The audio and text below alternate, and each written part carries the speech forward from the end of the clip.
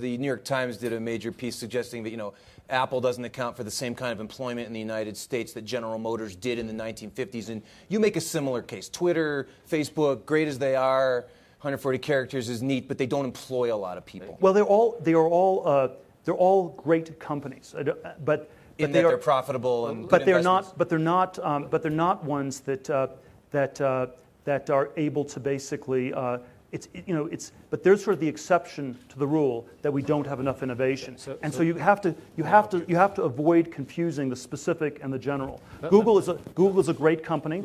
It has 30,000 people. They have or 20,000, whatever the numbers. They have pretty safe jobs. On the other hand, Google also has 30, 40, 50 billion in cash.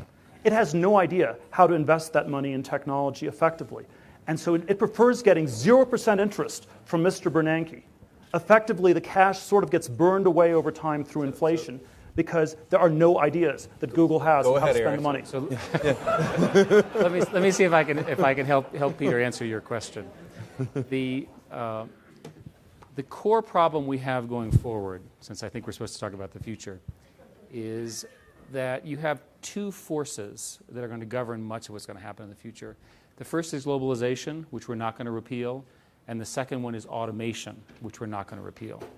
And if you look, these problems are ultimately cast in political systems in the West, and I think eventually globally, as jobs problems. And the solution to jobs problems, in my view, is education. Right? Education at many levels in many different ways, which we can discuss. I don't see another solution to this.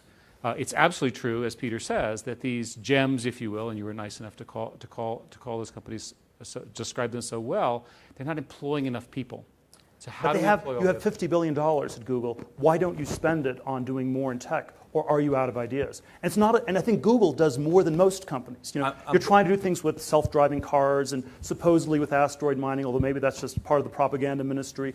But you're doing more than Microsoft or Apple or a lot of these other companies. Amazon's the only one, in my mind, of the big tech companies that's actually reinvesting all its money, that has enough of a vision of the future that they're actually able to reinvest all their profits. They make less profit than Google does. But if we're living in an accelerating technological world and you have 0% interest rates in the background, you should be able to invest all of your money in things that will return it many times over. And the fact that you're out of ideas, maybe it's a political problem, the government's outlawed things, but it still is a problem. I'm going to go to the audience very soon, but I want you to have the opportunity to address your paucity of investments. I think I'll just let his statement stand. You don't want to address the cash hoard that you do not have, that your company does not have the creativity to spend, to invest. Excuse me. What you discover in running these companies is that there are limits that are not cash.